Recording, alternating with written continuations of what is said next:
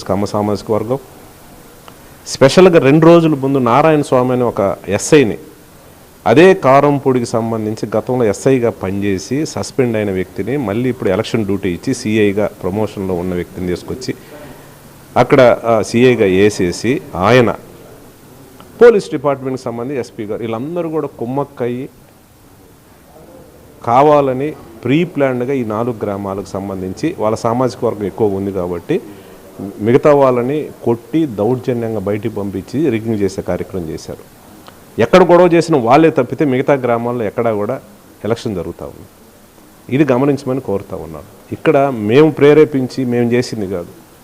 ఆ గ్రామాల్లో మీరు పోయి అడిగినా కూడా ఏదైతే నేను చెప్పిన 4 గ్రామాలు గొడవలు జరిగిన 4 గ్రామాల్లో మీరు గ్రౌండ్ లెవెల్ రిపోర్ట్ పోయి అక్కడ ఉన్న ఎస్సీలను అడగండి, ఎస్టీలను అడగండి, బీసీలని, మైనారిటీలని ఏం జరిగింది అడిగితే వాళ్ళు వాస్తవం చెబుతారు. ఇవన్నీ కప్పిపుచ్చి కొంత మీడియాలో దుష్ప్రచారం చేసి మళ్ళీ మా పార్టీకి సంబంధించిన వ్యక్తుల మీద కేసులు కట్టడానికి ప్రయత్నం చేస్తూ ఉన్నారు. ఇది పూర్తిగా కూడా ఎలక్షన్ కమిషన్ దృష్టి తీసుకుపోయినాం, మా ముఖ్యమంత్రి గారి దృష్టి తీసుకుపోయాం. టోటల్ ఎపిసోడ్ మీద స్పెషల్ ఎంక్వైరీ చేసి దీంట్లో ఎవరి పాత్ర ఉంది, ఎవరెవరు పోతుబలంతో జరిగింది పూర్తి స్థాయిలో ఎంక్వైరీ చేయించేసి ఎవరైతే దీనికి బాధ్యులు అవుతారో వాళ్ళందరి మీద చట్టపర చర్యలు తీసుకోవడానికి స్పెషల్ ఎంక్వైరీ చేయమని కూడా ముఖ్యమంత్రి గారిని కోరడం జరిగింది. ఖచ్చితంగా ముఖ్యమంత్రి గారు కూడా పర్సనల్గా కలిసి కూడా చెప్పే కార్యక్రమం చేస్తారు. సార్ నిన్న టీడీపీ నేతలు ఎస్పీని కలిసి పల్నాడు ప్రాంతం ముఖ్యంగా మార్చలని ఒక చెంబల్లోయ తాలిబాన్ ప్రాంతంతో పోల్చారు. దీన్ని ఎట్లా తీసుకోవాలి? ఇప్పుడు పల్నాడు ప్రాంతం మాచర్లలో ఎప్పుడు లేని డెవలప్మెంట్ ఈరోజు అక్షరాలు కూడా మేము కనిపిస్తూ ఉంది. ఇప్పుడు 1700 కోట్లతోటి సంక్షేమ కార్యక్రమాలు ఇచ్చాం గడిచిన 5 సంవత్సరాల కాలంలో. 1300 కోట్లతోటి డెవలప్మెంట్ కార్యక్రమం ఇప్పుడు కళ్ళకు కనిపిస్తూ ఉంది. 2 నేషనల్ హైవే రోడ్స్ ఏదైతే 660 కోట్లతో కంప్లీట్ కావస్తూ ఉన్నాయి.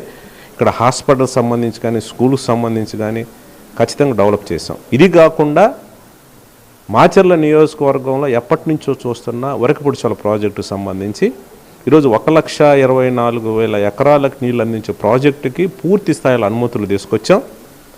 స్పెషల్గా మా ముఖ్యమంత్రి గారి ఇంట్రెస్ట్ తోటి ఇచ్చిన మాట ప్రకారం కేంద్ర ప్రభుత్వం మాట్లాడి ఫారెస్ట్ సంబంధించిన అనుమతులు తీసుకొచ్చాం. పనులు కూడా మొదలైనవి.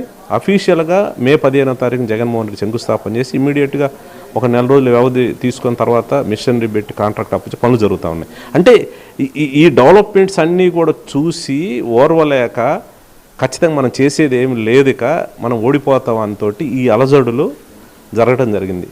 కేవలం ఈ అలజడులు ఆ 4 గ్రామాల్లోనే జరిగినాయి. ఆ 4 గ్రామాల్లో కమ్మ సామాజిక వర్గానికి సంబంధించిన వాళ్ళు అధికంగా ఉంటారు కాబట్టి మిగతా వాళ్ళని బెదిరించే కార్యక్రమం చేశారు తప్పితే నియోజకవర్గంలో 80 పైచలుకునే గ్రామ పంచాయతీలు ఎక్కడా కూడా చిన్న చిన్న చెదురుమూడు సంఘటనలు తప్పితే ఎక్కడా జరిగిన పరిస్థితి లేదు. ఇది వాస్తవం.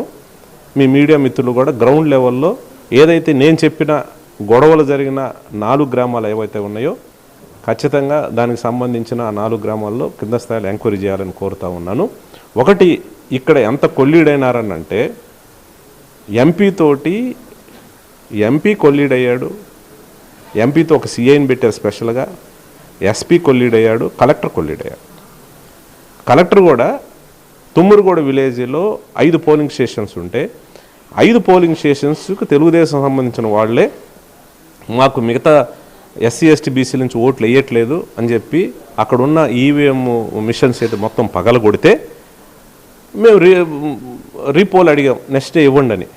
కానీ 1 గంటలోనే ఇంకొక మిషనరీ తీసుకొచ్చి మేము పోలింగ్ పెడతా ఉన్నాం అని చెప్పి మా ఏజెంట్లు లేకుండా ఎలక్షన్ జరిపిన పరిస్థితి. ఏది ఎస్పీ ఆడ కూర్చొని కలెక్టర్ పర్మిషన్ ఇవ్వటం, అదే విలేజ్లో ఎస్పీ కూర్చొని మీ వాళ్ళని రమ్మని వచ్చి కూర్చోమని అని చెప్తా ఉన్నారు. అక్కడ ఉన్న గ్రామాల్లో ఎస్సీ ఎస్టీ బీసీ మైనారిటీలు ఉంటారు, వాళ్ళకి ఇళ్ళ దగ్గర పోయి బెదిరించి రాకుండా చేసి లేకుండా ఎలక్షన్ చేశారు.